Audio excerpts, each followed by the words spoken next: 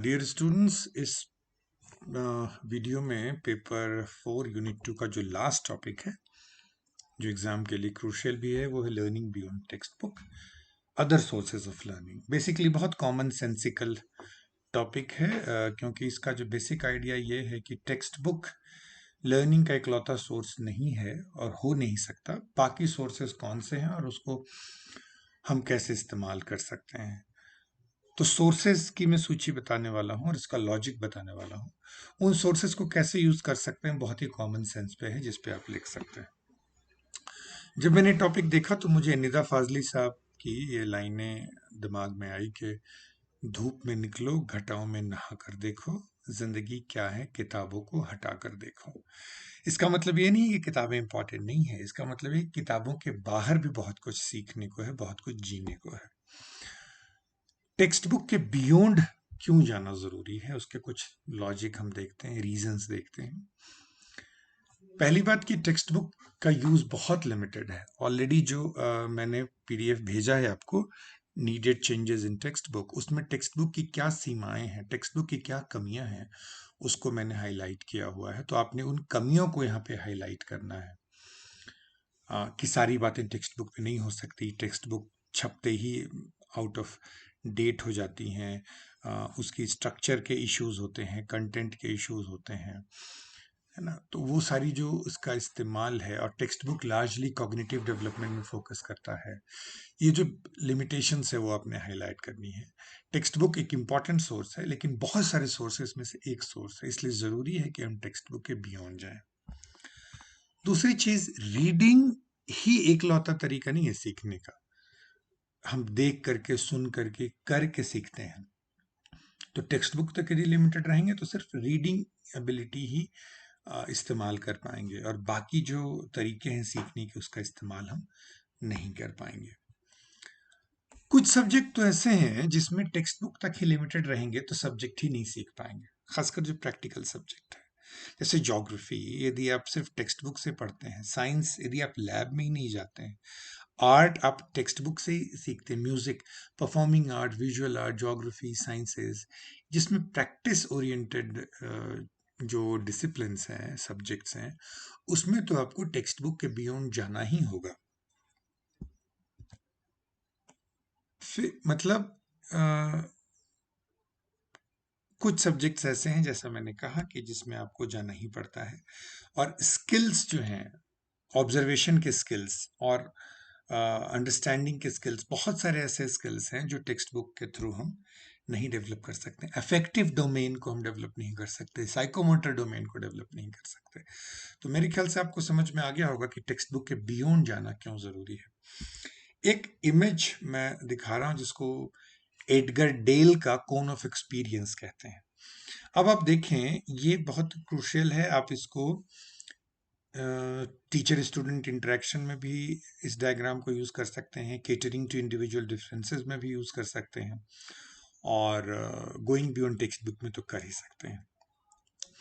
ये डायग्राम ये बता रहा है कि यदि आप सिर्फ पढ़ते हैं ना, तो हम जो पढ़ते हैं उसका 10% हमारे दिमाग में जाता है, लेकिन जो पढ़ते हैं, कोई सुना दे, उसकी ऑडियो रिकॉर्डिंग भी हो जाए तो 20% जाता है। इमेजेस देख लें, वीडियोस देख लें तो 30%, और उसी तरह से एग्जीबिशंस पे जाएं, डेमोन्स्ट्रेशन देखें तो 50%, उसमें खुद इन्वॉल्व हो जाए, जैसे लैब में इन्वॉल्व होते हैं, वर्कशॉप्स में इन्वॉल्व होते हैं, तो 70%। और यदि हम, जैसे आपकी सिमुलेशन टीचिंग होती है तो लगभग क्लासरूम जैसा होता है, तो 90% जो आप करते हैं वो आपके दिमाग में होता है। तो आप देख रहे हैं कि इसमें टेक्स्ट बुक सिर्फ पहले लेवल पे है। टेक्स्ट बुक में क्या करेंगे, यू विल रीड, तो आपकी लर्निंग जो है वो 10% ही होगी। इसलिए ज़रूरी है कि we must go beyond videos, audios, exhibition, field visits, activities, ये सारी चीज़ें ज़रूरी हैं। बियॉन्ड को समझते हैं। बियॉन्ड टेक्स्ट बुक को कई तरीके से समझ सकते हैं। इसका मतलब, एक मतलब तो ये है कि अब टेक्स्ट बुक के बियॉन्ड जाइए, इसका मतलब रेफरेंस बुक भी देखिए, इसका मतलब हेल्प बुक भी देखिए, इसका मतलब मैगजीन्स, जर्नल्स, लाइब्रेरी, न्यूज़पेपर, वो भी देखिए। तो बियॉन्ड टेक्स्ट बुक का एक मतलब तो ये भी है, other printed material, not just text book. Beyond text book का मटेरियल एक मतलब है non book resources, go beyond books, not just text book, go beyond books. तो एक मतलब ये भी है नॉन बुक रिसोर्सेज, जैसे कम्युनिटी रिसोर्सेज है, म्यूजियम्स हैं for example, non book resources. Informal resources जो टिपिकली रिसोर्सेज जिनको नहीं समझा जाता, जैसे आपके दोस्त फॉर एग्जांपल, उनसे जो सीखना है आपका, आप बस में ट्रैवल कर रहे हैं, आपके बगल में कोई व्यक्ति बैठा है, वो कहीं से आ रहा है, कहीं को जा रहा है, जहां से आ रहा है उसके बारे में आपको बता रहा है, तो वो इनफॉर्मल रिसोर्सेज हैं। Beyond classroom, beyond text book का एक मतलब ये है क्लासरूम के बाहर, उसका एक मतलब है स्कूल के बाहर की गतिविधियां, है ना। आप कम्युनिटी सर्विस के लिए जाते हैं, या आप नदी में जाते हैं उनके द्वारा बनी गई स्थलाकृतियों को समझने के लिए। तो बियॉन्ड टेक्स्ट बुक का एक मतलब है टेक्स्ट बुक के अलावा दूसरी बुक, एक मतलब है कि बुक के अलावा अदर रिसोर्स, मतलब है इनफॉर्मल रिसोर्स, एक मतलब है क्लासरूम स्कूल के बाहर के रिसोर्स, और एक्टिविटीज बुक के अलावा। कुछ एग्जाम्पल्स मैं आपको दिखा रहा हूँ, देखो दो तरह के एग्जाम्पल हैं। एक तो एग्जाम्पल जिसको मैं कहता हूँ रिसोर्सेस। अब ये होती क्या है, इसका इस्तेमाल क्या है, आप कॉमन सेंस से लिख सकते हैं। Reference book, journals, magazines, maps, Atlas, globe, teacher handbook, question bank, library, resource centre, ई resources, documentaries, museum, community resources, newspaper, magazines, labs, students workbook. तो आप देख रहे हो ना कि टेक्स्ट बुक के अलावा कितनी सारी सोर्सेज हैं लर्निंग के, ये तो रिसोर्सेज हैं। उसके अलावा एक्टिविटीज, बहुत सारी एक्टिविटीज हैं, field trips, exhibition, drama, museum की विजिट, प्लानिटेरियम जहां पर ग्रह नक्षत्रों को सिमुलेट किया जाता है, एक्वेरियम जहां पर जल में पाए जाने वाले जीवों और पौधों के बारे में होता है, कंप्यूटर असिस्टेड लर्निंग। तो अब आप देख रहे हैं कि other sources of learning text book के अलावा कितनी सारे सोर्सेज हैं जो रिसोर्सेज के रूप में उपलब्ध हैं, जो एक्टिविटीज के रूप में उपलब्ध हैं। तो अब आपको इनके बारे में दो दो चार चार लाइनें आपको लिखनी है, यदि आपको डिटेल ये क्वेश्चन आता है, और इसका इस्तेमाल कैसे करना है वो आप इसके बेस पे लिख सकते हैं। बैरियर्स क्या हैं अदर सोर्सेज ऑफ लर्निंग, क्यों हम टेक्स्ट बुक पे फोकस करते हैं, क्योंकि यूजुअली स्टूडेंट्स की इवेल्युएशन टेक्स्ट बुक नॉलेज के आधार पे होती है, और टीचर, स्टूडेंट्स, पेरेंट्स और स्कूल सिस्टम टेक्स्ट बुक के अलावा किसी और चीज को लर्निंग रिसोर्स मानता ही नहीं है। तो ये बहुत बड़ा बैरियर है। साथ में कई बार यदि उनको लगता है कि बाकी चीजें भी हैं रिसोर्सेज सीखने के लिए, म्यूजियम में सीखा जा सकता है, एग्जीबिशन से सीखा जा सकता है, टीवी देख के सीखा जा सकता है, मैगजीन से सीखा जा सकता है, लेकिन वो इसका इस्तेमाल करने का ना उनके पास टाइम होता है, नहीं इच्छा होती है। तो कई बार उनको पता होता है कि रिसोर्स है, लेकिन उसका इस्तेमाल नहीं करते।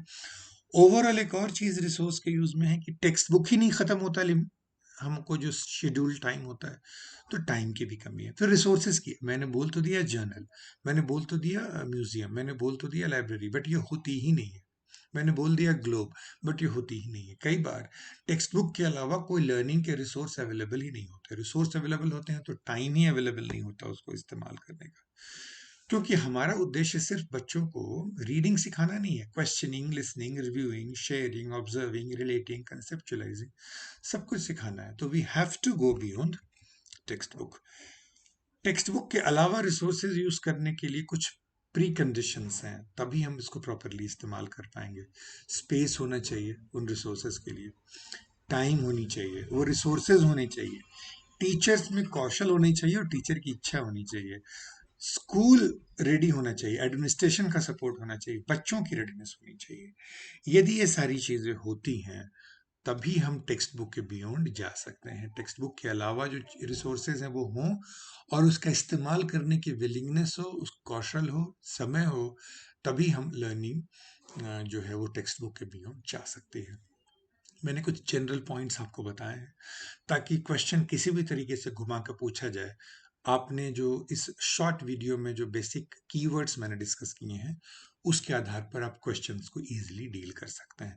समरी रूप में मैं फिर यही कहूँगा कि टेक्स्ट बुक सिर्फ एक तरीका है सीखने का, रीडिंग एक तरीका है सीखने का, उसके बियॉन्ड सीइंग, ऑब्जर्विंग, इंटरेक्टिंग बहुत सारे तरीके हैं सीखने के, जिसके लिए उसके बियॉन्ड जाना ज़रूरी है।